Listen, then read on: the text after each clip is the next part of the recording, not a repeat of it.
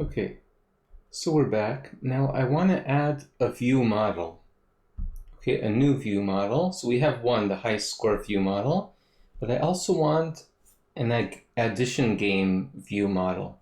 So the high score view model will be used in the high score view, and the addition game view model will be used in the addition game view, which we have not created yet. So far we're focusing mainly on the back end, I would say. So we're going to create a Swift file, not a Swift UI view, a Swift file, and make sure you're in the view models folder. And I'm going to call this addition game view model. And let's create it. Okay, and this is going to be actually fairly simple. So I'm going to create a class called addition game view model, and it will conform to the observable object. Now, I'm going to have a published variable game model which we want to listen to. Our view will be listening to it. So I want game model. I want the default game. So it's initialized. Now, the next thing I want in our class, I want a private variable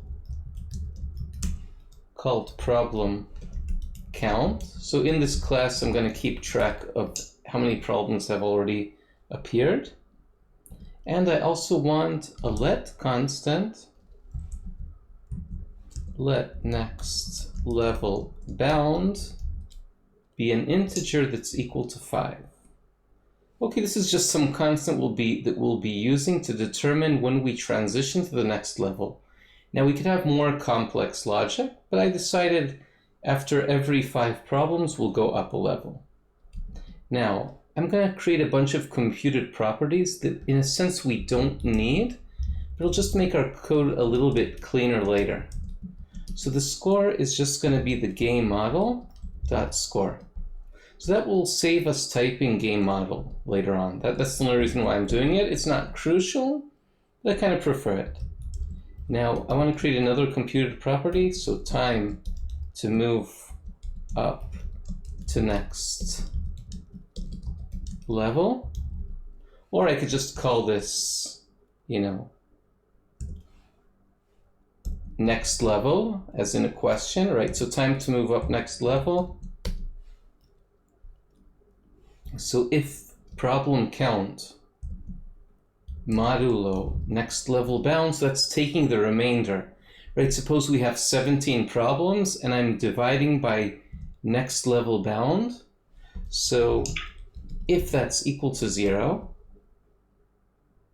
then it's time to move up a next level. So what this means that we'll move up a next level at 5, 10, 15, when we solve these problems. Oops, I have a typo, 25, 30. So once we solve 5 problems, we go up a level. 10 problems, we go up a level. 15, 20, 25, and so on. If I were to change the next level bound to, say, 7, then we would go up a level, for multiples of 7. Okay, I'm going to keep it 5. So for example, if next level bound is equal to 5, why do I say if? Because later on I might change next level bound to something else. And this time to move up to next level, I really liked it, but maybe it's a really bad idea. Maybe just next level. And that if next level, I'm just trying to think of the way it sounds. Yeah. If next level, I don't know, I'm going to leave it like this. Time to move up to next level. And if you don't like it, that's great. And use something else, okay? Now, number 1 is going to be an integer, and this is going to be game model dot current problem dot number 1. Similarly, I'm going to do number 2. Now I'm going to copy and paste the code. From my experience, this is a very bad idea because I need to change this 1 over here to a 2, and many times I just forgot to change this 1 to a 2 in different contexts. So I'm just copying and pasting to speed things up, but in a sense, just be very careful when you copy and paste. Maybe I'm careless, but I've had bad experiences copying and pasting, and it would take me a while to find what's the issue. Okay, next I want the array of possible solutions. So GameModel.currentProblem.solutions, and I want to shuffle them because they're in a very specific order. So I want it to be shuffled. Okay, great. Next, let's have a computer property answer. So I want this to be GameModel.currentProblem.answer. Okay, this will just save me typing later on, but in a sense I haven't really done much so far. I really haven't done much, maybe a little bit. But that's okay. It's okay if code is simple. We actually prefer that. Now game over, that will be just GameModel.gameOver. And next, I want us to generate some numbers. So function generate numbers. So GameModel.currentProblem. We're going to let it be a new problem. So I'm just going to do problem level, and the level is going to be GameModel.level. So this just creates a new problem. It says, okay, let's reassign a new value to current problem, and it'll be just some problem model. And the problem model automatically generates a new problem. So let's just say new problem, generate new problem. Now, we want to increase problem count. Now, sometimes things are self-explanatory, but I'm adding some comments. And also, we should check if it's time to move up a level. So if time to move up to next level, then GameModel.level is GameModel plus level, GameModel.level plus 1. Now, maybe I could have created some elaborate formula between GameModel level and problem count. It's not so difficult to do. But the way I did it is very clean. And also, if in the future we have some, more complex logic, then, for time to move up to next level, maybe in the future it will be much more complex in a different implementation, then this code will still work regardless of how we decided to implement time to move up to next level. So I'm just going to write increase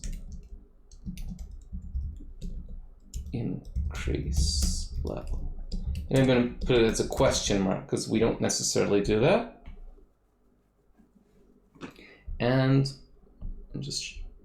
and let's also add a function increase score. So GameModel.score, and you can try different implementations,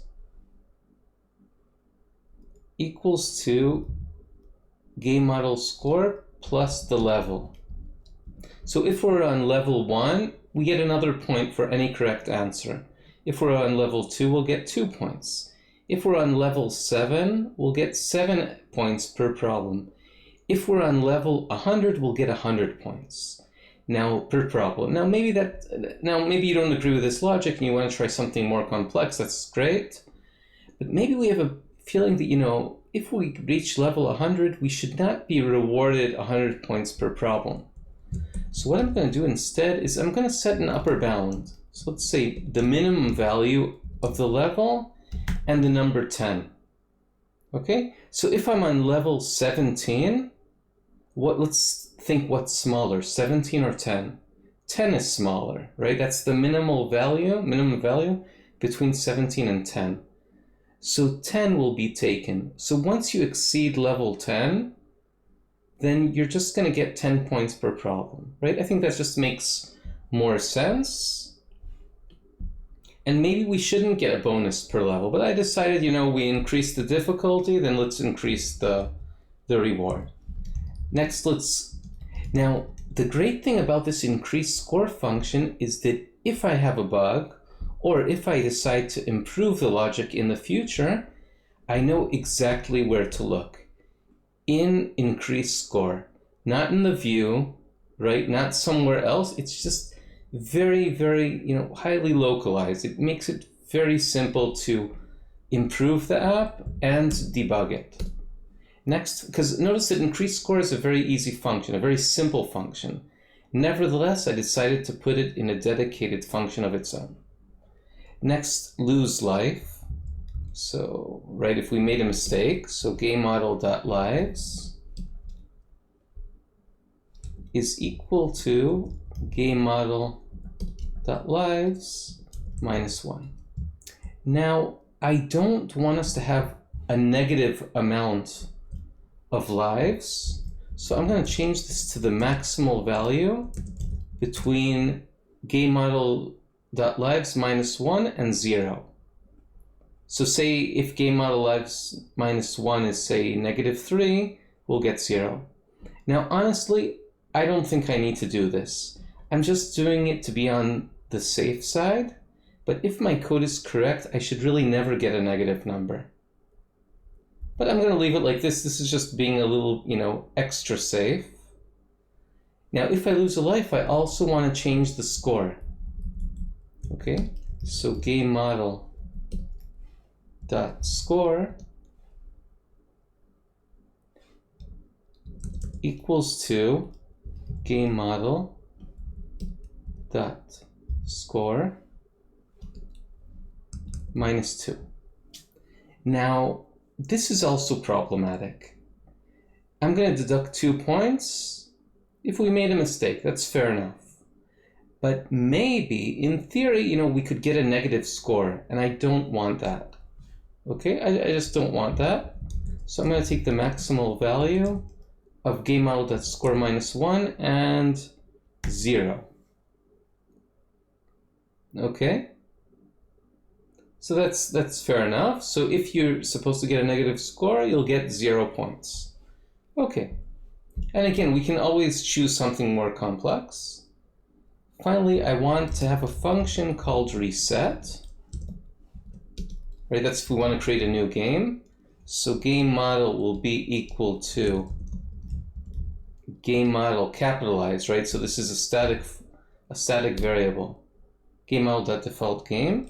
And the problem count will be set to 0. We'll be using reset when we, restart the game, right? When the game's over and we want to play again. And that's it, right? So, it took a little bit of time to explain everything here, but in a sense, this is a very simple class. And actually, all of these computed properties are absolutely redundant.